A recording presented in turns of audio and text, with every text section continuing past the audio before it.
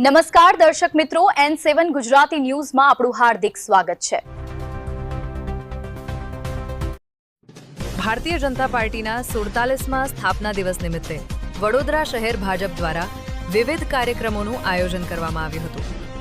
કારેલીબાગ વિસ્તારમાં આવેલ ભાજપના મુખ્ય કાર્યાલય કમલમ ખાતે વહેલી સવારે ધ્વજવંદન કાર્યક્રમ યોજાયો હતો।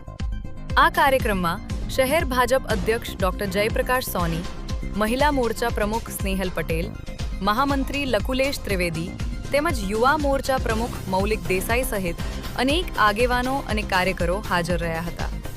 કેસરિયા ખેસ અને ટોપી સાથે સજ્જ કાર્યકરોએ પાર્ટીની વિચારધારાને જન જન સુધી પહોંચાડવાનો સંકલ્પ વ્યક્ત કર્યો હતો। ભારતીય જનતા પાર્ટીની સ્થાપના 6 એપ્રિલ 1980ના રોજ થઈ હતી। આજે ભારતીય જનતા પાર્ટીનો 46મો સ્થાપના દિવસ પૂરા દેશભરમાં લાખો કાર્યકર્તાઓ હર્ષોલ્લાસથી ઉજવી રહ્યા છે। ભારતીય જનતા પાર્ટી વડોદરા મહાનગર કાર્યાલય ખાતે પણ ધ્વજારોહણ કરીને આ સ્થાપના દિવસની ઉજવણીનો પ્રારંભ કર્યો છે। આજે પૂરા દિવસમાં અનેક સ્થાનો ઉપર સ્થાપના દિવસના કાર્યક્રમો થવાના છે। સાંજે વોર્ડ સ્થાપના દિવસના કાર્યક્રમો વોર્ડના જે કાર્યાલયો ખુલ્યા છે એમાં થવાના છે। ભારતીય જનતા પાર્ટી એ રાજનીતિ માટેની પાર્ટી નથી। ભારતીય જનતા પાર્ટી એ લોક કલ્યાણ, લોક સેવા અને લોકનીતિ માટેની પાર્ટી છે। ભારતીય જનતા પાર્ટી એ વિચારધારાની પાર્ટી છે, જે અંત્યોદયની વિચારધારા માને છે, છેવાડાના માનવીનું કલ્યાણ થાય એના માટે કામ કરતી પાર્ટી છે। આ વિચારધારાના કારણે અને ભારતીય જનતા પાર્ટીને પાર્ટી વિથ ડિફરન્સ પણ કહેવામાં આવે છે, અને જેના કારણે આજે દેશભરના 12 કરોડથી વધુ નાગરિકો ભારતીય જનતા પાર્ટીના સદસ્ય છે।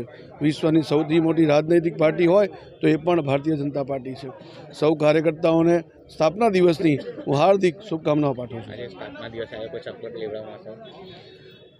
કાર્યકર્તાઓને આજે આગામી દિવસોમાં મહાનગરપાલિકાની ચૂંટણીઓ આવે છે, તો વડોદરા મહાનગરે ભારતીય જનતા પાર્ટીએ 76માંથી 76 સીટ જીતવાનો લક્ષ્યાંક લીધો છે। આપણા સ્થાપના દિવસે આ સંકલ્પને વધુ દ્રઢ બનાવીએ અને સૌ કાર્યકર્તાઓ પોતપોતાના વિસ્તારમાં વધુમાં વધુ મતદાન થાય, વધુમાં વધુ ભારતીય જનતા પાર્ટી તરફ મતદાન થાય એવા આપણે પ્રયાસો કરીએ। આ હતા અત્યાર સુધીના મહત્વના સમાચાર। તો આવા જ સમાચાર જોવા માટે જોડાયેલા રહો અમારી સાથે। નમસ્કાર।